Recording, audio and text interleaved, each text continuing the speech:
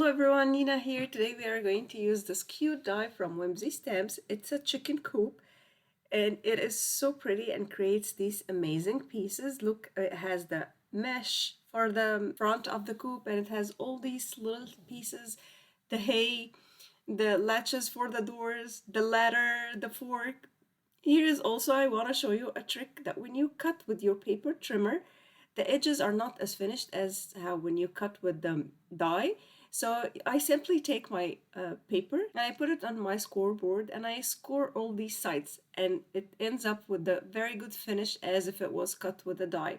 Here are all the pieces that I cut using these cute dies, and I'm going to choose a darker color than the cardstock. I used Spice Marmalade for the yellow cardstock and I used Vintage Photo for the orange ones. All the papers and the tools materials I'm going to use today are going to be linked down and below and if you want to check any of them. And I'm going through around all the edges and giving it some dimension. Here I'm using the old trick that you smoosh the ink pad and then dilute with a little water and just flick your brush on top of your paper and gives these lovely splashes. And the project today is I want to show you how you can use almost any dies that you have to help you with creating a card or an art journal for a season that you want to use it for. So here I'm going to show you how I'm going to create this card today using this chicken coop to help me create something for the fall. Here I'm going to, I cut two of this fork, two red cardstock, and I glued them together.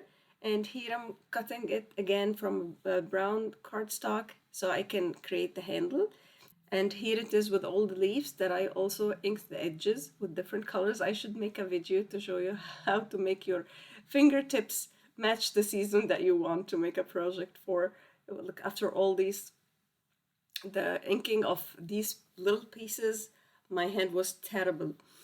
And the die set that I use to create the leaves is from Spell Binders, and I'm going to also link it down below. Here I stamped my images. It's a stamp set from Simon Says Stamp. It is so cute. It creates these little chickens that match the coop. I stamped it 3 times because I wasn't sure which color scheme that I want to go with. So I was thinking I'm going to try many, so I did stamp it 3 times. Here I'm showing you that to create the belly of the rooster, it's a dark blue that also has a gray tint. And we used the couple gray markers from Copic markers and then added blue, and that it doesn't look that pretty now, but once you add the E99 from Copic, I love this color so much. It always gives me amazing results. And I'm going to go through all the rooster belly and his back, his top back, all over it, even the part that I colored with gray, and I'm gonna go all over it with this marker and look at the result. By the end, it's gonna look so pretty and so realistic, that the real colors of the rooster. And then I'm going to end with his neck and head with dark orange, lighter orange, and end up with light yellow. I'm going to leave in my blog all the colors that I use with the Copic markers. And I also leave a couple videos on my Instagram. You will find them both linked down below. So in case you want to check this, how I colored these little images. So here I have this card is going to be a slimline card, and I have 2 distress ink colors. I have Mermaid Lagoon and I have Speckled Egg. I'm going to start on top with the Mermaid Lagoon because I want it to be darker on top, and then I'm gonna go lighter till the bottom with Speckled Eggs. And I'm gonna go multiple times. I'm just going to edit it shorter here. But I did maybe 3 washes going Mermaid Lagoon and then the Speckled Egg and then again and the same thing. And here is the result how it ended. I faded it to white by the end because I didn't bother. I'm going to have some grass by the bottom. And here is the part that I felt so bad that I had to cut the coop after all the work I did. But I wanted the chicken and the sentiment to have good space for it on the right, so I'm going to keep the coop only on the left.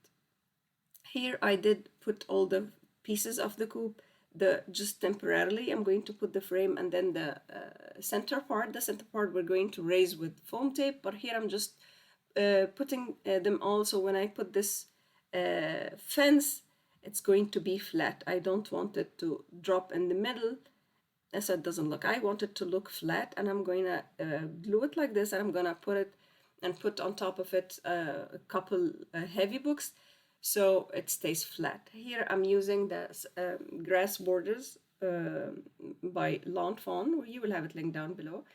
To cut these grass borders, and I also inked them with a dark green color. And I put foam tape behind my frame, the final top frame, and I glued it the front of the coop.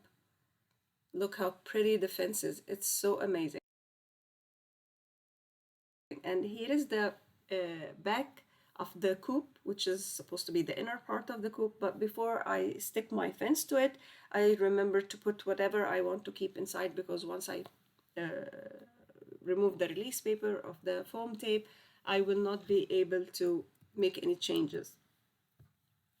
So I doubled the foam tape behind the front of the coop, and now I'm adding everything, leaving a little space on the left so I can add my rooster and another little chick. Here I'm gluing the whole thing, the whole coop part to the left of the scene of my Slimline card. I'm centering it, taking my time, and then I'm going to attach the top part, the orange top part of it.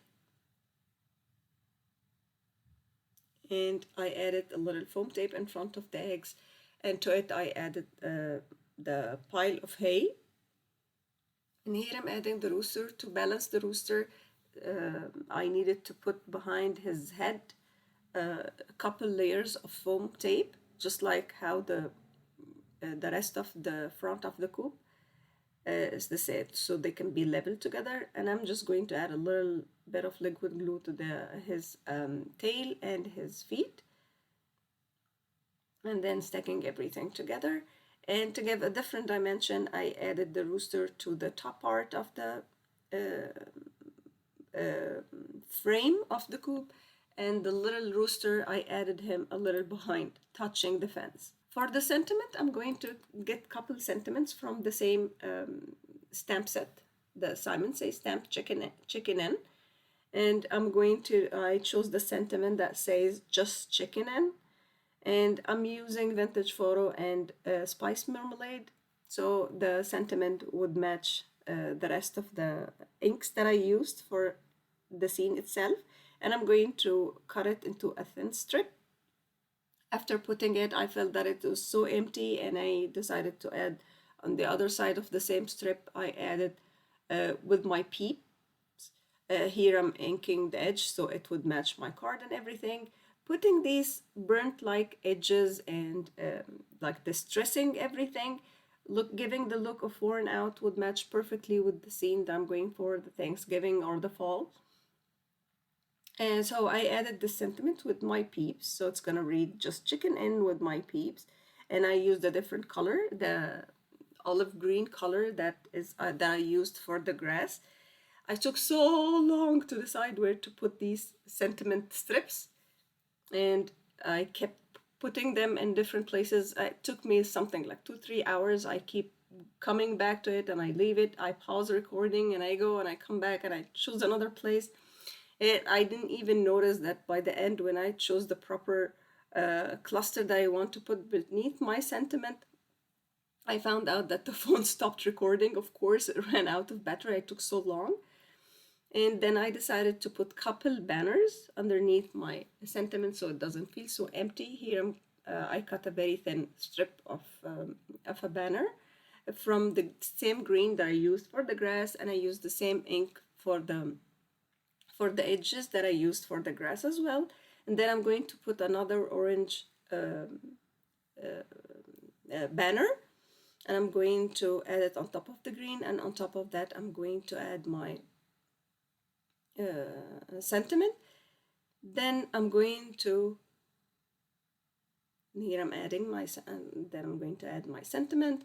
I also lost the footage when I was placing my grass and my chicken and all the leaves that